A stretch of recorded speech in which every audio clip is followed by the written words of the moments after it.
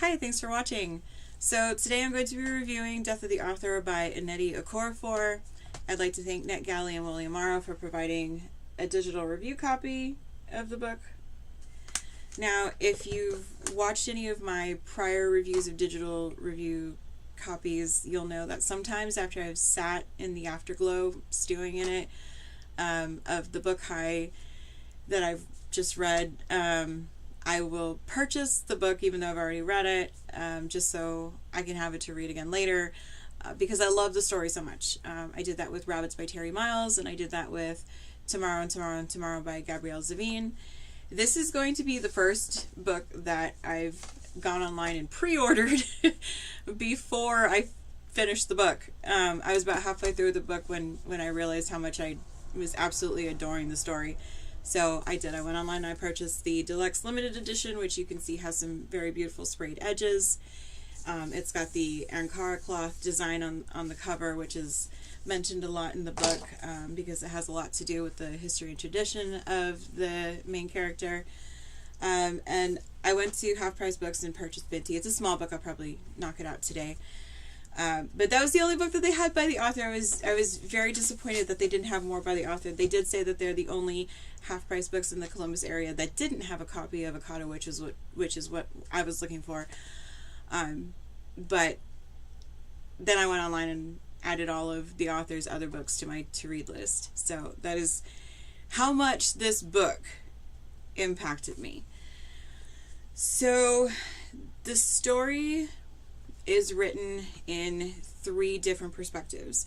So you have Zulu, the main character. That story is written in third person. And then you have interviews that a journalist does with Zulu's immediate family, her friends. And he's mentioned in the book, I just forgot his name. I think it might be Seth, maybe. And then you have the book that Zulu wrote, which is Rusted Robots, and you get pieces of that book in there as well, and that is written in first person through the eyes of Ankara, who is the main robot in the story. So Zulu is Nigerian. Her family comes from Nigeria. Her mom, Omashalewa, comes from the Yoruba tribe, which is from the Ondo state. They have royalty. Her grandmother, her mother's mother, was the second wife to the king. So her grandmother wasn't the queen, but she was the second wife, which still has a lot of status. And so her mother was actually an Ondo princess, from the Yoruba clan or tribe. And then her father, Secret Wednesday, that was his name, Secret Wednesday. I love the name. He is from the Imo state. They don't have any royalty. In fact, they are very, very vocal about not having royalty. No kings. And they are from the Igbo tribe or clan. And then Zulu is the second of, I believe, five children. So her older sister, Chinyere, and then there's Zulu, and then there's Amarachi, and Uzo and Bola. So the story kind of, it starts with an interview with Chinyere, but then it kind of moves to the catalyst of everything, which is her younger sister Amarachi's wedding. The wedding is in Trinidad and Tobago, and here she meets Umsizi, and the whole thing was supposed to be all about her sister. She's very excited. She's picked out her sister's wedding dress. She's watched her sisters get their makeup done, and then she gets a call, because Zulu had been an adjunct at a university. She had a situation with some students, where she kind of blew up, and she gets a call and she's fired. Now she's in a wheelchair. She's a paraplegic. When she was 12 years old, she was racing with some of her friends and family. I think some of her siblings were racing too. And she climbs a tree, and she didn't know that the tree had been infested by, I think it was an insect, and it was hollow, and the tree basically gave out. The limb she was on gave out. She fell a serious distance, and she lost the use of her legs. And so since she was 12, she's been in a wheelchair. And then she wrote a book, but after the wedding, she gets another rejection letter or rejection call from a publisher. And so she's at this point in her life where she's lost her job, her book has been rejected.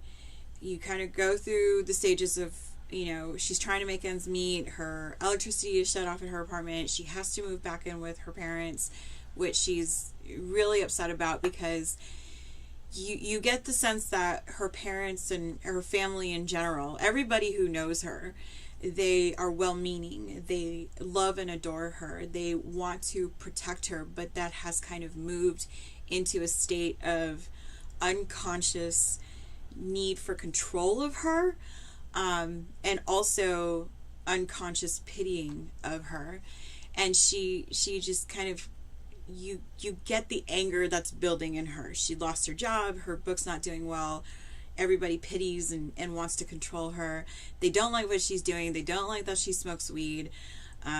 It just keeps on building and building, and eventually she just kind of shuts herself away in her room at her parents' house, and she starts writing a whole new book. And as readers, we understand this. There's things that go on in our lives, and sometimes we just don't want to deal with them, and so we get lost in a book. Well, Zalou gets lost in writing, and she starts writing Rusted Robots, and she just writes and writes and writes, and she sends it off to some publishers, and suddenly there's a bidding war. The publishers want her book. There's a bidding war. And then before the book is even published, the rights to the book have been purchased by Hollywood because they want to make a movie. And so Zalou goes from this point of devastation in her life where she's just kind of feeling really down and useless and dark. She goes to some dark places, and then she kind of laughs these dark thoughts off. But it's, I can't say I understand quite the main character's situation, but in 2009 I was in a car accident, and it was really, really bad. My oldest son, Nicholas, he's 21 now. He was almost 6 at the time. He was in a booster seat in the back of my sedan, and his car seat was flung forward because we came around a curve, and there was a tractor off to the side of the road. He was moving, but of course we know tractors don't move as quickly as vehicles do. And it was a main road, but it was also a farm road. And it was spring. It was March 21st, 2009. It was spring. There was like brush everywhere. Like they hadn't cut the bushes and trees back, so you couldn't really see around the curve that I was coming around. The speed limit was 55. I was probably going 55, maybe 60. I have a tendency to drive 5 miles over the speed limit. So I come around the curve, and there's that tractor, and I'm like, okay, well, in the split second, between when I don't see the tractor and when I see the tractor, I'm like, okay, I'm just going to maneuver around the tractor. And so I start to go around him, but then I realize that he's got some kind of equipment. It's spiky, and it's coming out of the bottom of the tractor, and he's mostly off of the road. His wheel, his left wheel is in my lane, but whatever this is that's coming out of the bottom of the tractor, it's extended all the way into my lane. And so when I go from realizing there's a tractor there to realizing that he's got something sticking out of the bottom that's in my lane all the way, I go from trying to go around him to swerving to avoid whatever that is that's moving along on the bottom of the tractor with him. Well, I lost control of the vehicle, and there's a truck coming, and I lock eyes with the driver, and the first thing that goes through my mind was, I'm gonna die. And I think the driver of the truck was probably thinking the same thing. I can ask him later because it's a long story, but we hit, and I don't black out. I'm aware of everything that's happening. I can smell the sulfur and the oil and the gas. I look back to my son Nicholas and I ask him if he's okay, and he nods yes, but you can tell he's terrified. And there's people, they're running, and they're trying to open the doors. The windows have spider webbed because of the impact, but they haven't shattered, they haven't broken, but they shattered, between whatever it is that holds them together so they don't shatter inside. I can't see out. Nobody's able to open the doors. And eventually somebody gets the driver's side door in the back open. And so they pull my son out.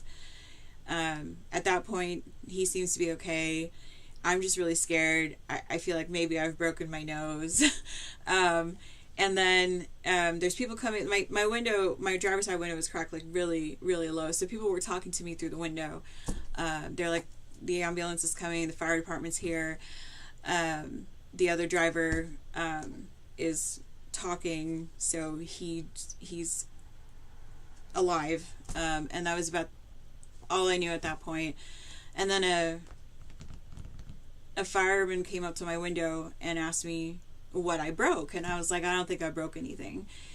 And he got quiet, and he goes, "Are you sure? Can you assess?" And I was like, well, I can't move my legs, but I can feel them. I was like, but I'm stuck. And he got quiet again. He's like, okay, well, we'll be back. And then one of the witnesses to the accident came up to my window, and she was the one, I think, who pulled my son out of the car. And she goes, your son is throwing up. And so at that point, I'm worried. I'm like, is he scared? Is he throwing up because he's scared? He had surgery for his intestines because there had been his lower intestine had somehow gotten stuck up in his upper intestine when he was younger, and he had surgery for that. So I didn't know if it was, something with his intestines. So I start trying to beat down the window, and as I'm trying to beat out my window so I can, at least see my son and see what's going on, this part of my arm is moving up and down, separate from this part and this part of my arm. And so I stopped trying to beat out the window because I realized that obviously there's something wrong with my arm. And I talked to, the person standing outside. I was like, I think my arm is broken. She's like, hold on, let me go get the fireman. So he comes out. I was like, I think my arm is broken. And he got quiet again. And all these silences are kind of telling me that it's worse than I think, but it's not registering because I've got so much adrenaline. I'm scared. I'm worried about my son. And he gets quiet again. He's like, okay, you've probably broken more than that, but we're going to get you out of there. We're waiting on the jaws of life because we can't open your door. Okay. So they come, they get the jaws of life. They pull me out of the car. I start screaming. I'm losing my mind because I can see what's happened on the bottom half of me, and it wasn't good. And then the fireman comes, like a fireman, I don't think it was the same fireman who was talking to me through the window, but a fireman comes up to me and he leans down. He's like, look, I know you're scared. He's like, but your son is watching you scream. And it took every cell and fiber of my existence to stop screaming. And it wasn't because I could feel it. It was just because I could see it. And it was not awesome at all. So my son, they were like, okay, so we're going to airlift you. Your son is going to go in an ambulance. We're waiting on the helicopter. We're waiting on the ambulance. And they put me on the helicopter. They gave me something that knocked me out. And that was all I remembered until I woke up in the hospital. I found out later that the ambulance couldn't get through because it was just a 2-lane highway highway farm road. Everybody was kind of stuck. Because of the accident, we were all over the place. And they actually had to send a helicopter to take my son to the hospital. He ended up having to have a foot of his intestines removed, because when the car seat was flung forward, it was flung forward with so much force that it kind of crushed a part of his intestines. So he had a foot of his intestines removed, and it was so heartbreaking to see the scar. It was probably the single most heartbreaking thing I've ever seen in my life, was seeing my son with that scar. My right foot was partially severed, and it was exposed for so long that one of the bones in my foot died, but it's still in there. It's just basically a piece of chalk. And then my left knee shattered when the engine came through the front of the car. It came through the dashboard. And my femur also shattered.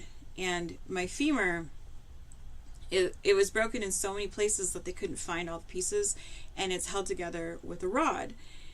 And my arm bones, my two lower arm bones, both of them broke. And those are both held together by a rod. But I think the ones in my arm could probably come out, because those bones did eventually heal. The femur, though, still missing pieces. There's a gap about this big between the top part of my femur and the lower part of my femur. So, I mean, the doctors did what they could. I was broken everywhere. I had glass in my knuckles from when I was trying to beat out the window. I think my nose was actually broken, but I can't remember. I had a partially deflated lung, and I had a punctured lung that was completely deflated. So when I got to the hospital, of course, you know, they're just trying to put me back together as quickly as possible all at once so that I don't die. And the firefighter who came and told me that I needed to stop screaming came to see me at the hospital because he said he didn't believe that I had survived. It took me 9 months to be able to walk again. After the 10 days in the hospital, they sent me to a rehabilitation facility to learn to walk again.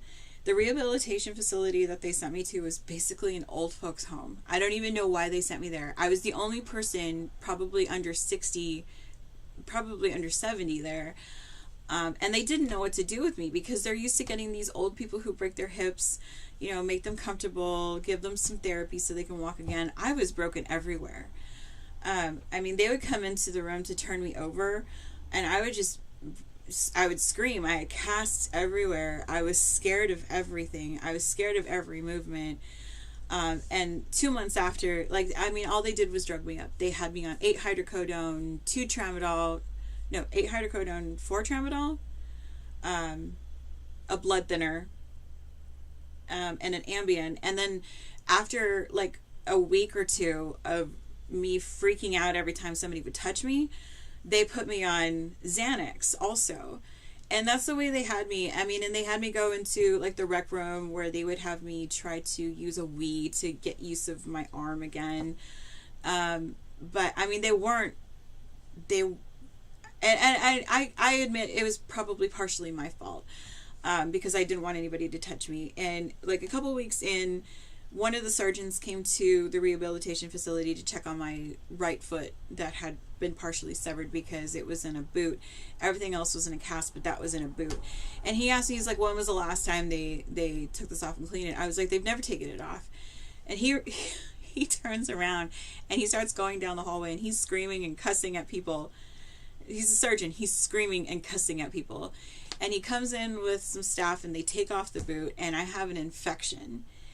He starts yelling and screaming and cussing again. He's like, you know, we put this back together and now she's going to lose the foot because you couldn't clean it and there's an infection. And they put some kind of vacuum on it, and it eventually did get all the infection out, and I did not lose my foot, thank God. You know, but between my fear of moving and the staff's inability to deal with somebody who was so broken, and I just want to say that the staff at that place was amazing. I don't remember the name of it, but they were nice. They were sweet. They were nice. They understood, like, how much pain I was going through and how scared I was of moving. But the whole situation was just a wreck. And so 2 months after I was in the rehabilitation facility, I was like, just send me home. Home Depot, because I was dating a person who worked at Home Depot, at the time, and he had told them about what had happened to me. They donated all the materials to build a ramp where I lived so that I could get into my house and go home. So I went home in a wheelchair. 6 months after the accident, I had to go back to work because I was out of my disability leave. So I went back to work in a wheelchair. And eventually, like, it was so hard to get around in that wheelchair. It was so hard. And I get, and that's where I'm getting with this. Like, I get the pitying looks, you know, and also, all the unconscious, like, control that people have over people who need that kind of help, because I needed a lot of help. And after a couple weeks of going to work in a wheelchair, I was like, I can't do this. I need to walk again. And I know I can, because that's why they sent me to the rehabilitation facility, because they believed that I would be able to walk again. And so I, along with the person I was dating at the time and my parents, together, we got me walking again. And I used a walker for a couple months, and then I moved to a cane. And I used a cane for a couple of years until I met my current husband, and I got pregnant. And I used the cane throughout my pregnancy, but then when I had JJ in 2011, and it was actually 2 years to the day after the accident that I had JJ, I had to stop using the cane. I couldn't carry a baby and use the cane, and thankfully by then my balance had kind of evened out enough that I could maneuver around without falling. Thank God, because I was carrying a baby. But it was a dark time. I understand the dark thoughts that went through the main character's head, because you feel useless. You hate having to rely on people to help you do things that you have been doing thus far your whole life by yourself. You don't want to rely on people, and it becomes a kind of resentment, because you don't want to rely on people. You want to be able to do the things that you have been able to do by yourself. You don't want to be in this position. It becomes a kind of resentment. And so that's another reason that this book struck me so much, is because I don't know how the author did this. I don't know how they got into the head of somebody who was in that position, who was incapacitated to a certain extent and had to rely on people, and the feelings that they were going through. It was so intense the way that she was able to get through that. I digress. So back to the book. So Zulu publishes Rusted Robots, and it becomes a sensation. They make a movie. She signs away her rights for the movie, basically, because she, at that point, was naive, and she believed that Hollywood would make the movie true to the book. And then she saw the movie, and she got so mad. She was so mad because they made it in America, and they put American actors in it, and they filmed it in America, but the book was set in Africa. It was set in Nigeria, and the robots that were in it, Ankara was the main robot. It was a Hume, or a rusted robot. But there were also untethered artificial intelligences known as nobodies that the Humes called ghosts. And so rusted robots and ghosts were these prejudiced terms that were used between the two automations, between the Humes and the nobodies, as an insult to each other, because they didn't like each other. The ghosts, or the nobodies, believed that the Humes were emotionally attached to their human creators, and they shouldn't be, because at that point humans were extinct. There were no more humans. It was just all automation. And so they thought that the humans were a lesser form of automation. And then the Humes thought that the nobodies, they called them ghosts, they were just cold and callous. They didn't have any respect for the creators that created them. And so you get this kind of tribal feeling that that Zulu kind of pulled from her own family history, her own heritage. And Zulu is contacted after her book is published and all of this. She does interviews. She's everywhere. She's on TV. She's on book lists, and she gets a call from somebody who has created a kind of exoskeleton that can be put on paraplegics to get them walking again. And he himself, I believe his injuries came from jumping off from cliff jumping or something really extreme. He lost the use of his legs. He had his prosthetic legs that he had created, and he has gotten engineers and scientists and therapists, and he has created this exoskeleton that has been working for people, and he wants to give her some exoskeleton legs to put over her own legs to help her walk. And her family goes crazy. They're like, no, you can't do that. Like, you're going to be controlled by a robot. Like, are you trying to be like the robots in your book? Why can't you be happy with the life that God's given you? We take care of you. Why would you want to do this? You're crazy. Don't do it. And like, the emotional response that her family has to this amazing opportunity is astounding. But she goes through with it. And she goes through the motions of having to kind of build muscles that she hasn't used since she was 12. And she gets the exoskeleton legs put on. She goes through therapy. She learns how to use them, and she's walking. And, it's amazing. But her family, still, the first time they see her walk in the house with the exoskeleton legs, they're angry.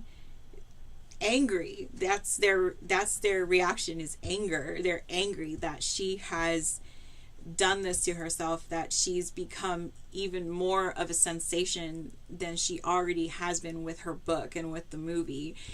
And they think that she's bringing shame on their family, and it's just too much for everybody involved. Eventually things kind of calm down. She Mzizi moves in with Zulu. They get this place. It's got a beautiful view. And then her father dies. And you're going to have to stop watching if you don't want any major spoilers. Because going forward, I can't really go over the rest of the book without any spoilers. So, spoiler alert. I'll say it one more time. Spoiler alert. So you have time to stop the video.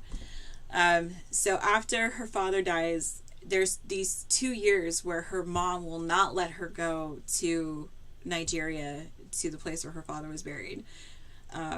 Her father's brothers came and insisted that he be buried back in the Imo state where he's from, because he was, even though there's no royalty, there's like chiefs, and he was like a chief, and they want him buried there.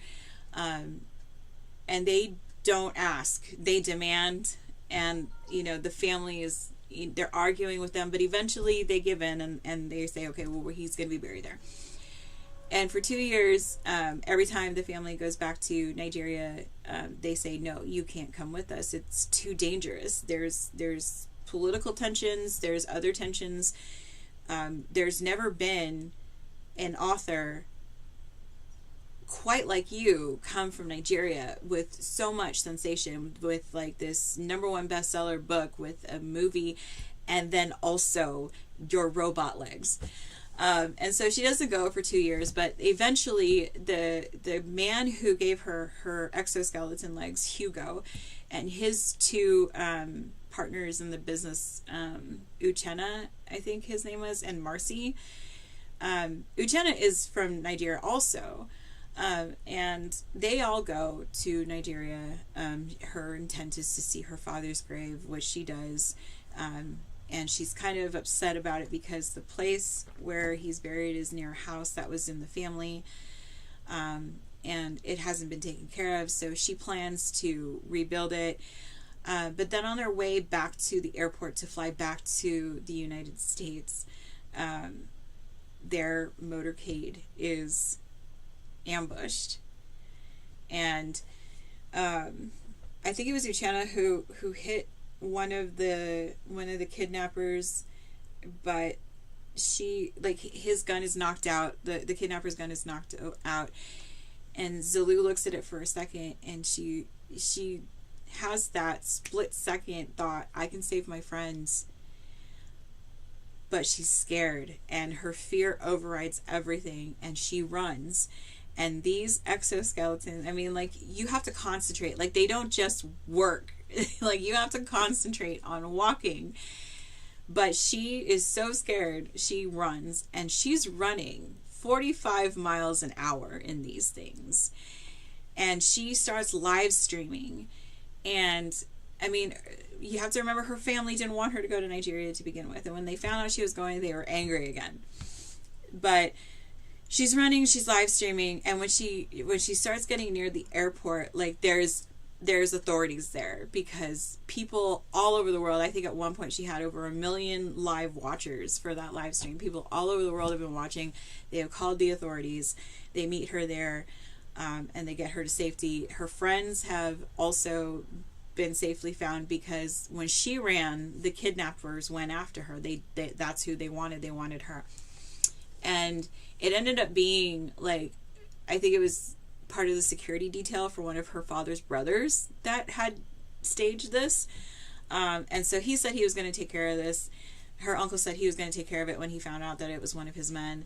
And she knows what that means. You know, she knows that it means tribal justice or jungle justice. I forgot what, I think she called it jungle justice, but she knows what that means, and she knows it's not good for the guy who worked for her uncle or anybody involved. But they get back to the United States, and her family is angry at her. They're like, see, we told you not to go. You don't listen. You put your mother through this. Like, your mother was watching this live stream as it was happening, not knowing if she was ever going to see her daughter again. How could you do this? You're so selfish. You never think of anybody else. And it just goes through the same thing all over again. I mean, and I have to admit, like, throughout the book, you kind of get the sense that Zulu is a little selfish. Maybe it's something that she has to be because of the way that her life's trajectory has gone, because of the way she's treated, because she's been in a wheelchair, because she's gone through so much rejection, you know, with her job and her book. You know, maybe she's selfish as a sort of self-preservation, but there's also this connection to her father that she has because they're both adventurers. And after this, like, there's a kind of lull. There's people, you know, she goes through this period where she's ambushed by the publishers, by her fans. They want the next book because it was supposed to be a trilogy. She hasn't been able to write it. It just hasn't come to her. And then somebody contacts her again out of the blue, and I think it's like #adventure is the name of his company, and they're sending people to space. And so you get this idea that he's kind of like a what's that guy's name? His name is on the tip of my tongue. I can't remember it, but everybody knows who this guy is because he's like he's that SpaceX guy. So you get the sense that he's kind of like that. You know, he's sending people to space. It's not part of NASA, and he offers her the chance to go to space.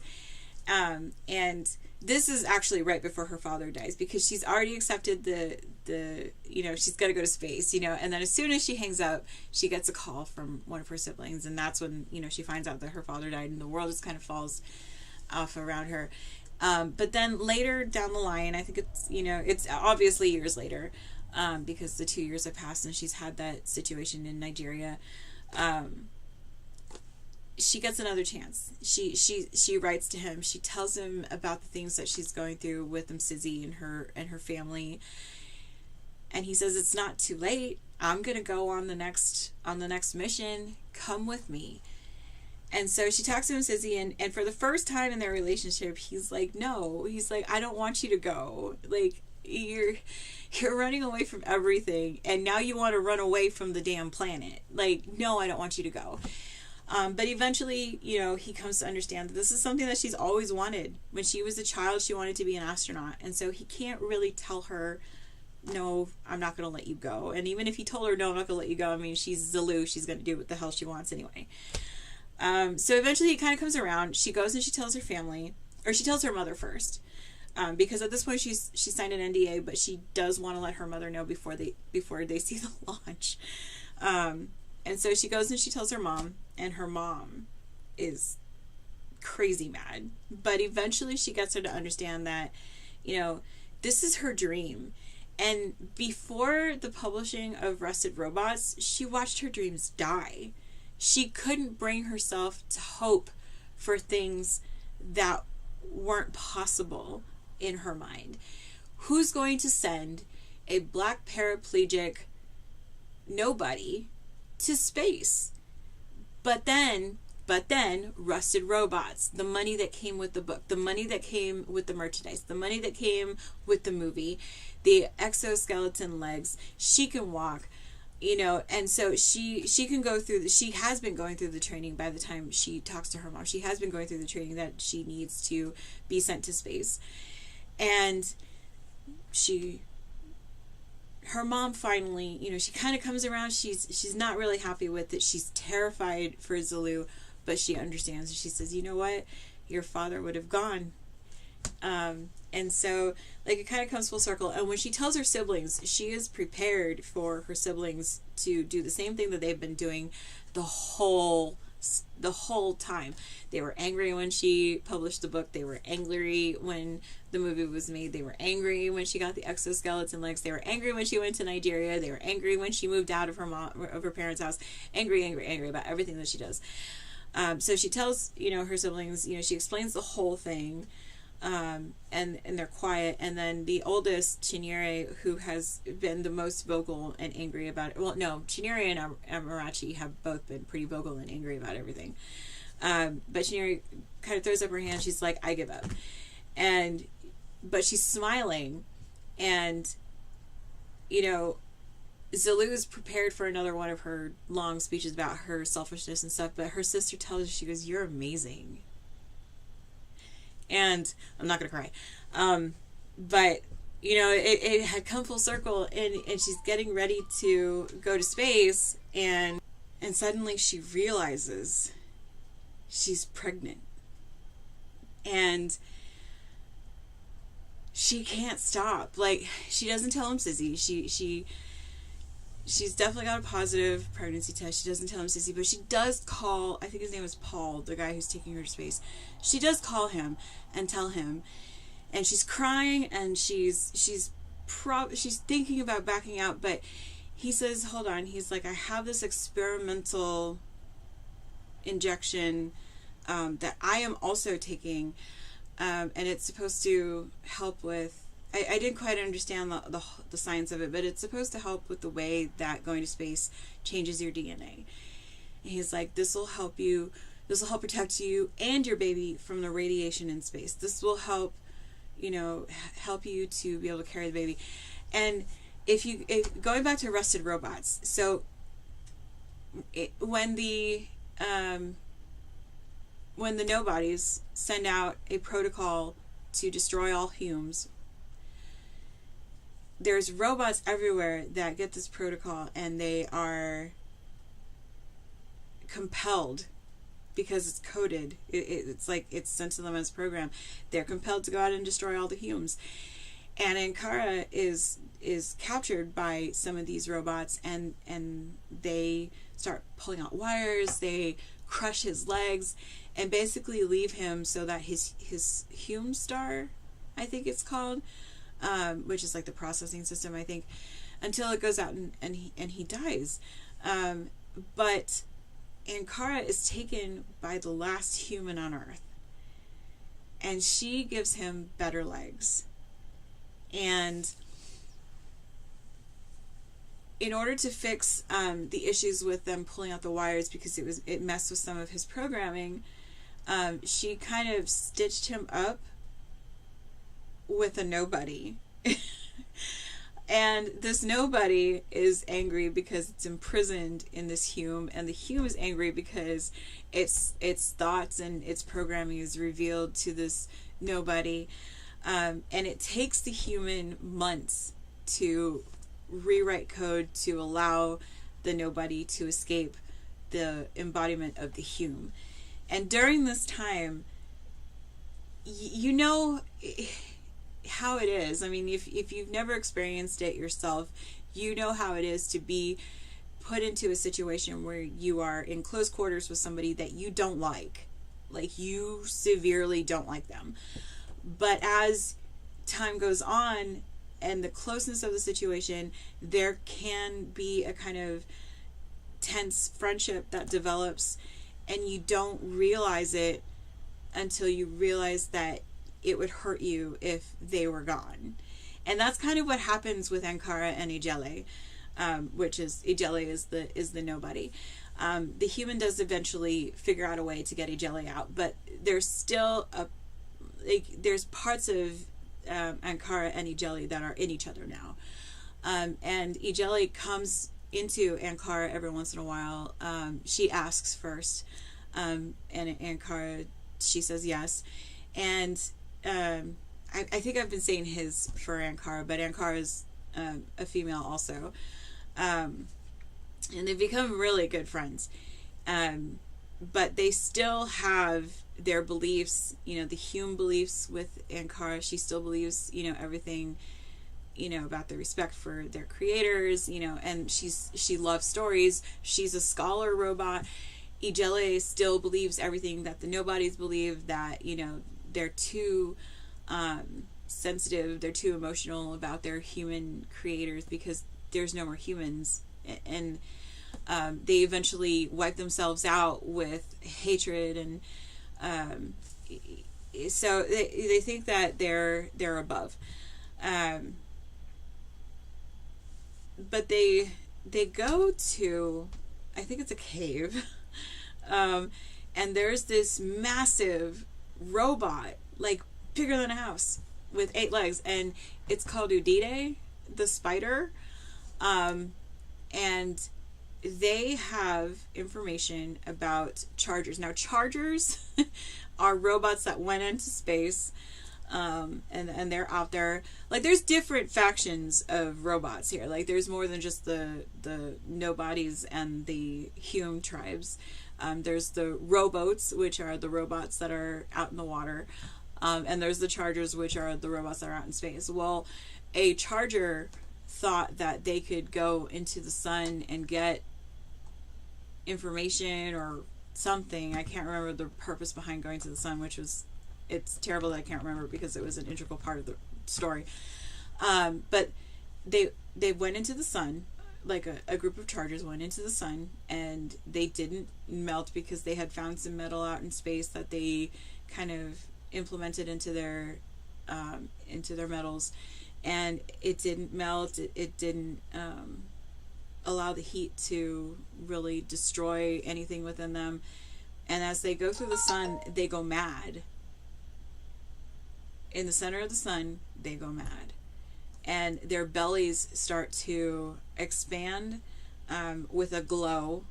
And they start singing a song. And it's a death song of sorts. And they're heading towards Earth to destroy it. These chargers. And at the time, I think it was almost 2 years, I think, before the chargers were going to get to Earth. And so Ankara starts this journey to some city where there's like supposedly a lot of Humes. She's not sure if there's going to be Humes there because she's not sure how many got destroyed, when the Nobody Protocol went out to destroy them. She just hopes that there's somebody out there that she can tell this terrible information to. And Ijele thinks she should go too, and so Ankara starts heading out towards the city. She gets there, and she finds that there are humans there, and it's kind of protected from the nobodies by the way that their network is set up. And so she tells them, and they're like, yeah, well, that's not really that pressing since it's like 2 years out. What's more pressing is we got to get rid of the nobodies because they sent out this protocol to destroy us. So we gotta go to war with the nobodies, and they're preparing for war. And Ankara is upset about this because she's like, what's the purpose of going to war with the nobodies if we're gonna die when the Chargers get here? But nobody's listening. Nobody's listening. And so they make her a general, and Ijele finds out because Ijele comes to see Ankara. Ijele finds out, and they get into an argument over it. Ijele leaves, and then at some point, I think it was Coco, which is one of the robots in this place with all the humans, thinks that Ankara has been infected because it has something to do with lightning.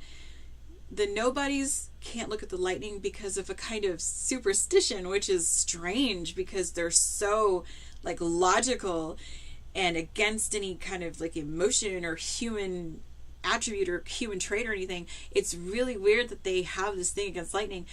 They won't look at it.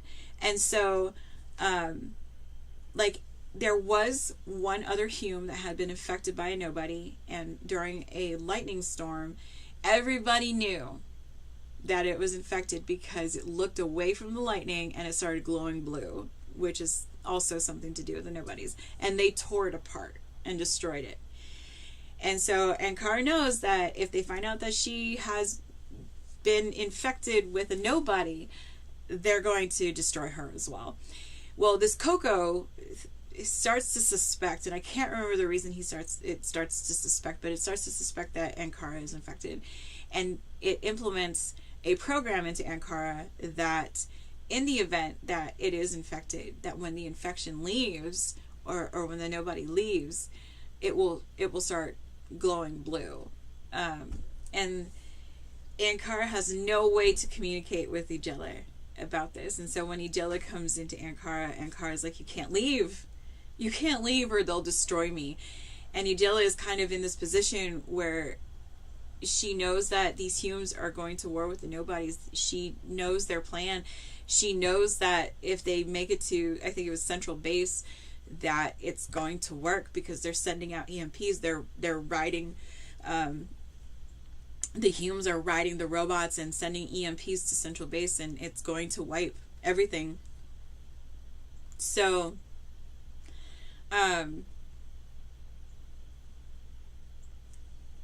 Ijele at this point has been found out by the nobodies, and they've been stripping her. She can't remember where she's from, and so they've been kind of stripping her code, and there's something that happens, and she takes that opportunity to escape, which is when she goes into Ankara.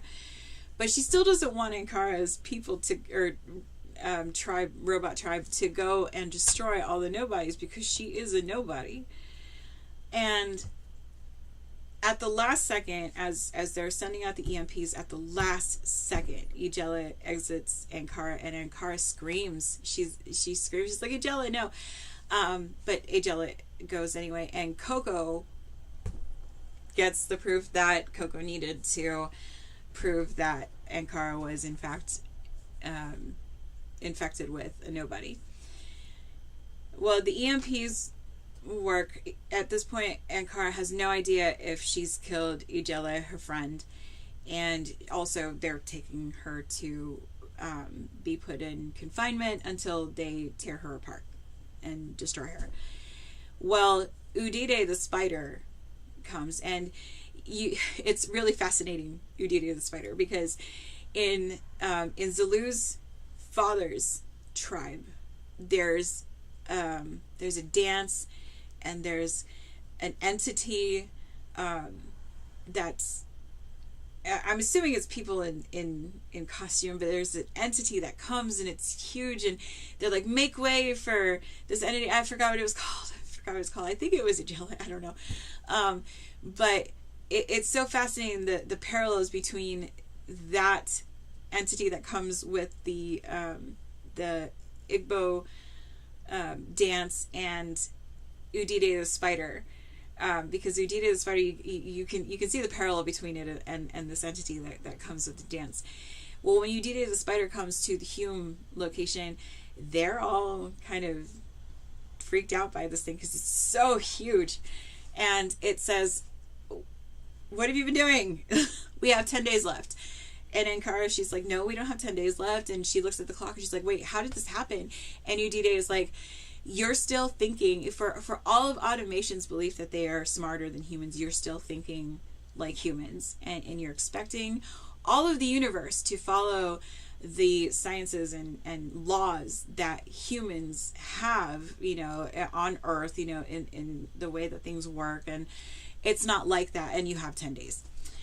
And so they come to this agreement that the humans come to an agreement with the nobodies that they're going to work together to try to stop, the remaining nobodies, that they're going to stop the Chargers from destroying the Earth. But they don't really have an idea of how to do it. And Coco's like, okay, well, I guess we're just gonna let you be for the time being, even though we know you were infected. We're just gonna let you be for the time being because maybe you have another part to play in this. So Ankara the scholar, Hume, the rusted robot,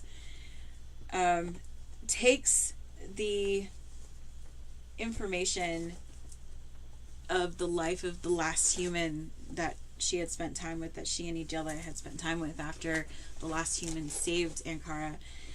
And Ankara believes that she can create. And there's the main difference. And that's a huge problem right now, right? It's a huge debate. Does artificial intelligence make art? Does it create art? Or is it just taking all the things that it have been programmed and making a conglomerate, pushing things together, and it seems like art to us because it looks like something new, but it's not. It's taking, does AI write? Does it create stories, or is it taking from different places and putting it together?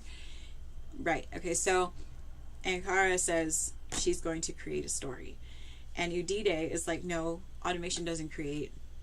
Artificial intelligence doesn't create. We don't create. Robots don't create. But Udide gives Ankara the chance, and Ankara is so certain she can create. And she writes a book called Death of the Author. And she gives it to Udide, and Udide immediately reads it because that's what programs can do. They can immediately read something all at once. And it's like, this is good. I'm going to take it to the Charger. So Udide goes and it gives it to the main Charger, which we come to find out, and this is another big spoiler alert, we come to find out that the main Charger is Udide's partner, because Udide used to be a Charger, and the partner Oji, the Charger Oji was Udide's partner. And so Udide takes it to Oji, and Oji has muted Udide, but it unmutes Udide for to talk, and it starts singing the death song, and Udide is trying to make it remember, do you remember when we first met? Do you remember our life together before you became this tripper? Which is what they call the Chargers that went into the sun that were now going to destroy the Earth. They call them trippers. And it's like, read this book. And Oji reads the book, and then it gives it to the Chargers, and the story changes everything, because the trippers are fascinated by the fact that automation can create, and that automation has created this story, this work of art, and it doesn't destroy the Earth. And then things go back to, you know, the way they were, kind of, you know, the nobodies and the humans don't really like each other.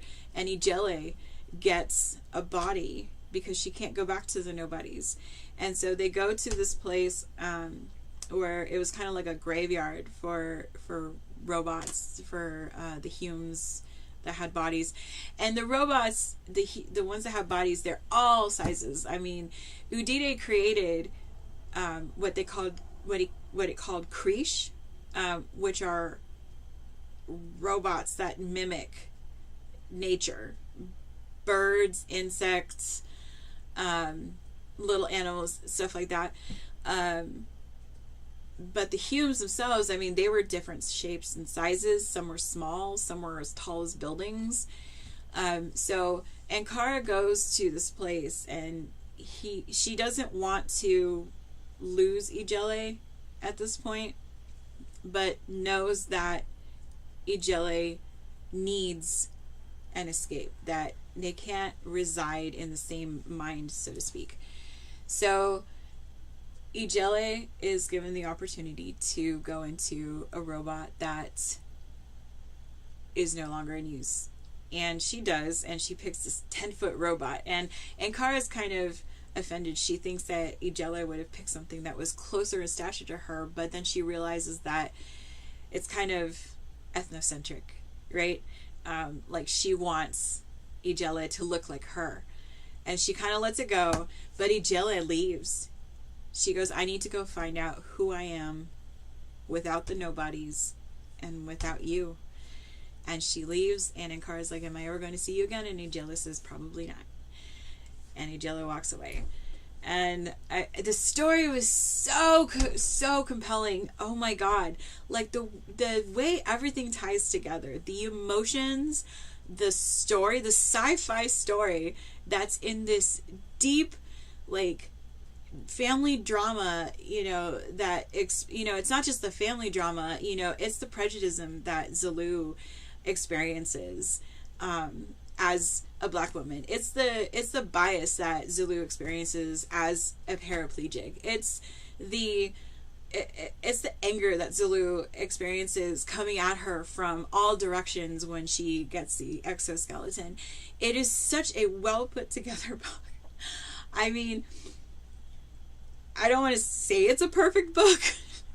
I mean, but it was pretty fucking impressive, which is obvious because I've talked to you for an hour now about the book, and I don't think I've ever talked about a book this long before. So, it was released yesterday. I got the book yesterday. I got the physical book yesterday, and I was trying to get this done before the release of the book, and I really wish I had, but you have to give this book a try. Like I said, I added all of the author's other books to my to-read list. I went out and I bought the only book that they had at my half-price books by the author. It was phenomenal. It was such a touching, moving, impressive, like, it meant everything kind of book. So I give it 5-star, and I meant every single last percentage of those 5 stars. It wasn't 4.5, it wasn't 4.75, it wasn't 4.99. I gave this a 5-star. So the only thing that I wish is that it would have been part of a series, and apparently I have this thing with robots. I guess I have no idea. Like the Murderbot Diaries, I loved that series. I bought the whole series, even though it was a ridiculous amount of money for such tiny books. I bought that series, you know, and now I bought this book before I even finished reading it. Apparently I have this thing about robots. I don't know. But the post-apocalyptic part of it also was, like, right up my alley. I was so excited that it was going to be a post-apocalyptic robot, you know, novel within the novel. Oh, but the book within the book, I mean, it's like a Ouroboros. It was so amazing. Like, and there's a part of this that I haven't even told you yet. And I know I've given you a lot of spoilers, but there's still a part that I haven't told you that is so freaking amazing. When you read the book, you're going to be like, oh my God, and you're going to get chills, and you might cry a little bit. So, go give this book a try. Thanks for watching. Like and subscribe.